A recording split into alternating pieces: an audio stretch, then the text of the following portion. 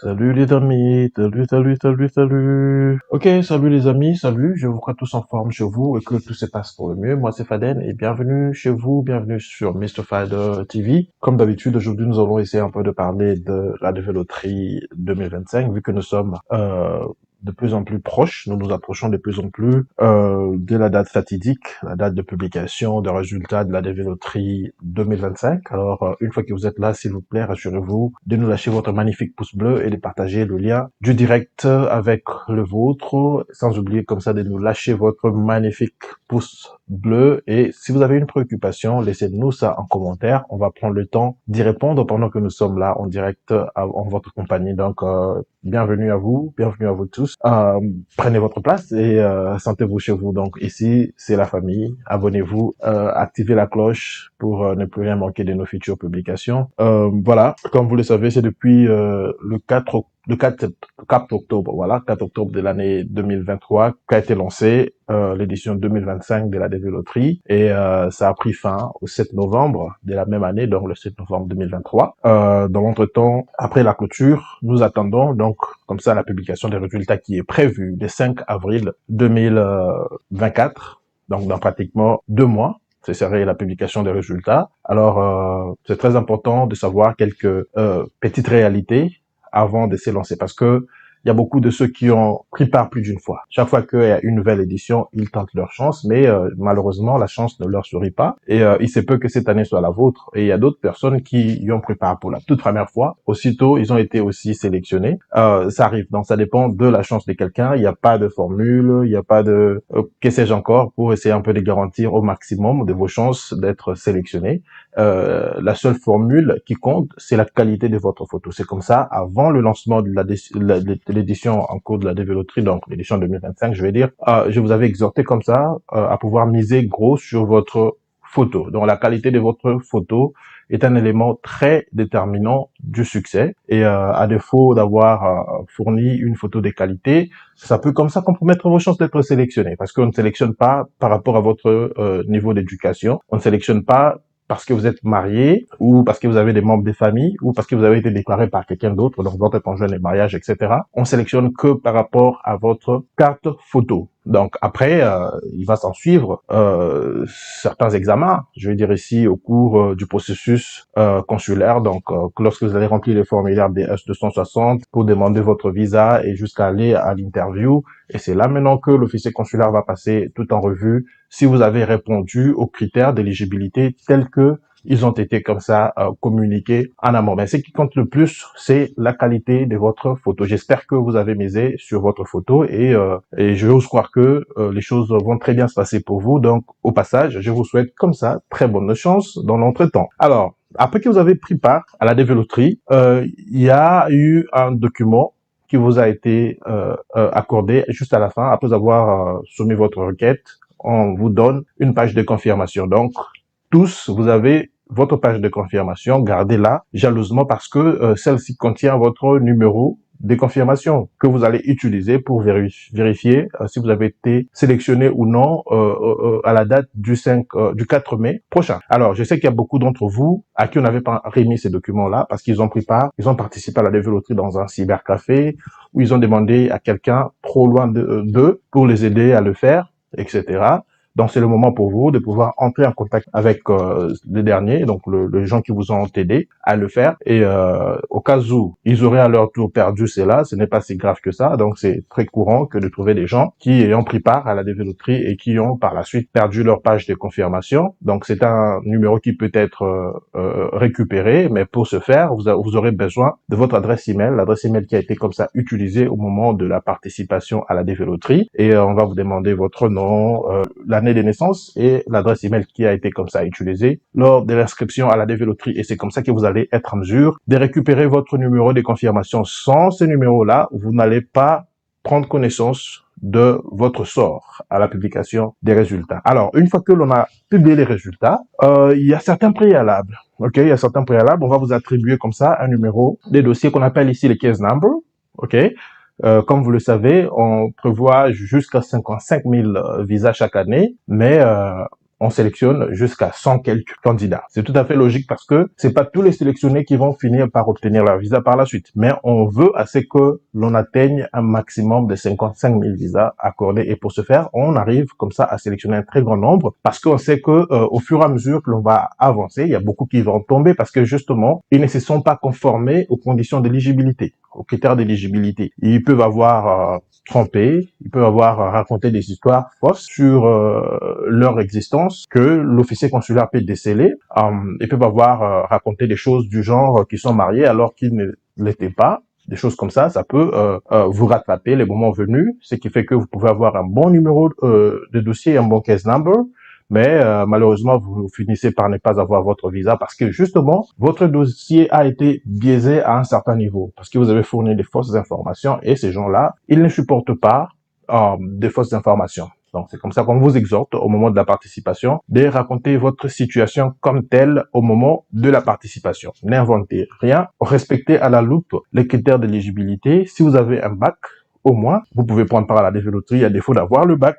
Si vous avez un équivalent du bac du point de vue professionnel, donc vous avez travaillé dans un domaine professionnel admis et au cours de 5 dernières années, pour un minimum de 2 ans, d'expérience et ça peut faire l'affaire. À défaut d'avoir un bac, vous pouvez comme ça agrandir votre expérience professionnelle et ça va vous qualifier afin de poursuivre avec votre procédure. J'ai reçu beaucoup de questions sur les sponsors, le parrain aux États-Unis. Ce n'est pas obligatoire que d'en avoir un. Je sais que une fois que vous avez été sélectionné, voilà, c'est le moment où l'on a le stress au plus grand maximum. C'est une chose qui est d'être sélectionné, mais il en est encore une autre que d'avoir son visa pour venir comme étant résident permanent aux États-Unis. Alors pour ce faire, il y a de ceux qui pensent que après avoir été sélectionné, on va devoir avoir besoin de quelqu'un aux États-Unis pour nous accueillir, etc. Ça, ce n'est pas obligatoire. Je parle ici du sponsor, en fait, essentiellement du sponsor pour garantir ses chances d'avoir en fin de compte son visa pour venir aux États-Unis. Alors, il y a d'autres qui me disaient, mais est-ce que dans notre pays, on exige l'affidavit of support? Ce n'est pas obligatoire pour la dévéloterie, mais si tu as quelqu'un qui peut s'assurer de se porter garant dans ce sens, ça peut toujours faire une petite différence. Parce que l'idée derrière tout ça, c'est que quand vous venez aux États-Unis, on vous accorde la green card pour venir vous débrouiller aux États-Unis, pour venir justement contribuer, apporter de la valeur à l'économie, à l'essor économique et social des États-Unis. Alors, si vous venez déjà avec un profil de quelqu'un qui va faire office d'une charge publique, ces genres de personnes, on les décourage, ok? Mais si tu peux avoir quelqu'un qui peut assurer tes arrières, ça peut toujours faire la différence, mais ce n'est pas obligatoire. C'est d'avoir quelqu'un qui va vous fournir ses papiers d'impôts, etc., son revenu annuel, etc., pour comme ça maximiser vos chances. Ce n'est pas obligatoire, ok? C'est pas obligatoire. Calmez-vous.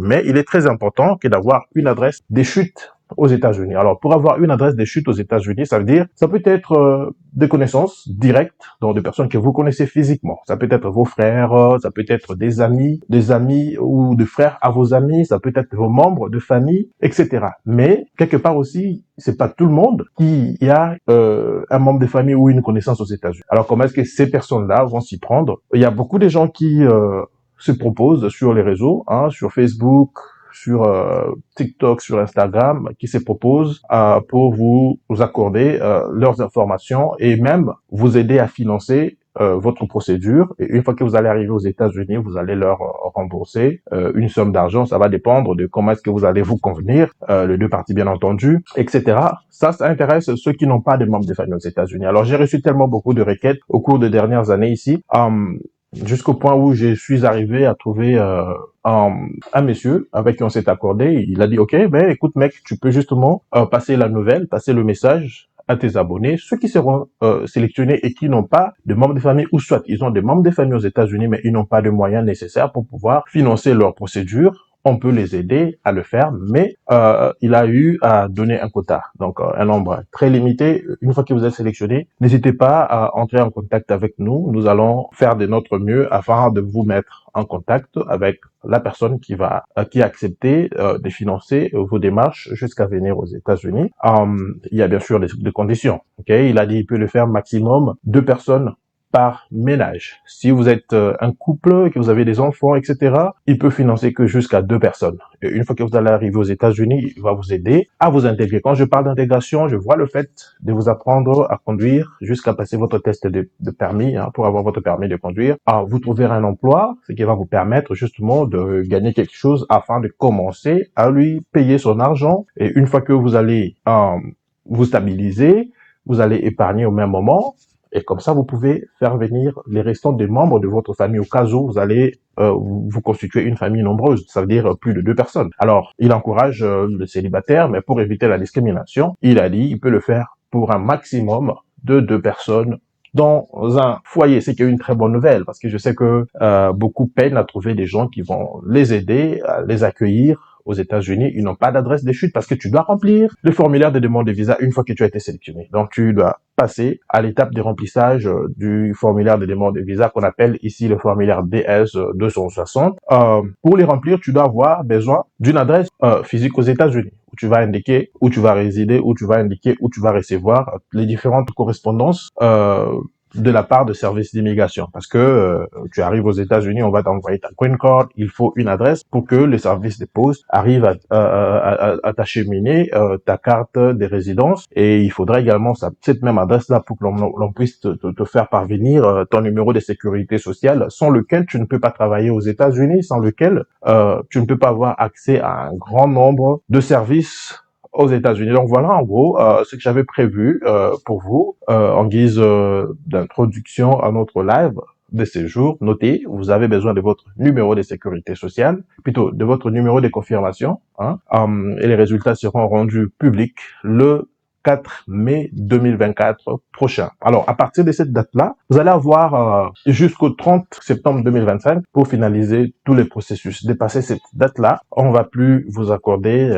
la green card, on va plus vous accorder l'interview des visas pour ce faire. Donc voilà, ça va justement compter à partir du 5 mai jusqu'au 30 septembre où vous avez à faire tout, c'est-à-dire remplir le formulaire de demande de visa, le soumettre, avoir sa date d'interview, partir pour son check-up, donc le test médical, etc. Et ensuite aller se présenter pour son interview. Je sais que il y a tellement à dire que nous allons vous communiquer au fur et à mesure que la procédure va être déclenchée, donc après la publication des résultats, bien entendu. Donc voilà ce que j'avais prévu pour vous aujourd'hui et je vous souhaite à tous très bonne chance.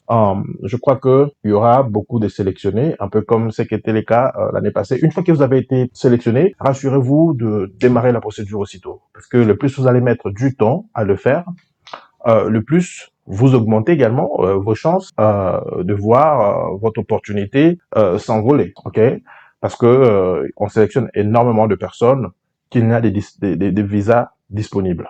Donc, votre promptitude à agir peut faire la différence dans une certaine mesure. Donc, je vous exhorterai ici, une fois que vous avez été sélectionné, n'attendez pas à aller récupérer un document civil dans un bureau de, je sais pas moi, du gouvernement dans votre pays, etc.